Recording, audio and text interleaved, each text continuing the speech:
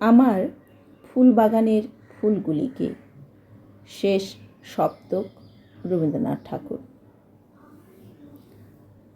আমার ফুলবাগানের ফুলগুলিকে বাঁধব না আজ তোড়ায়। রং বেরঙের সুতোগুলো থাক পরে ওই জরির ঝালর।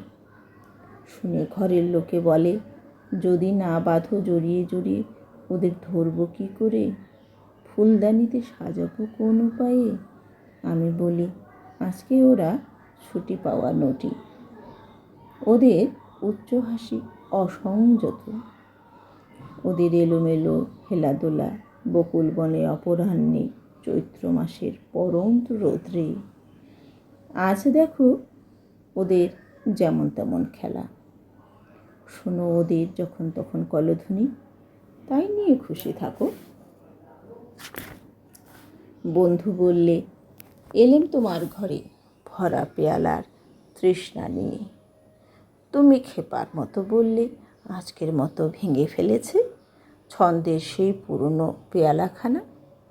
আতিথ্যের ত্রুটি ঘটাও কেন? আমি বলি, চলো না ঝর্ণাতলায়।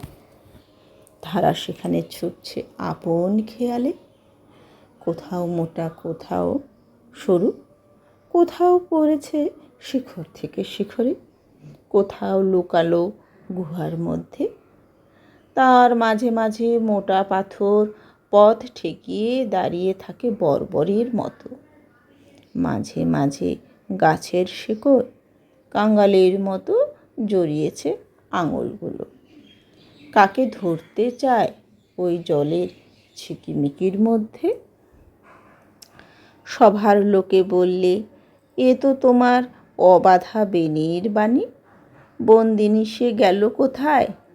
আমি বলি, তাকে তুমি পারবে না আজ চিনতে, তার 7 নলি হার আজ ঝলক নেই, চমক দিচ্ছে না চুনি বসানো কঙ্কনে।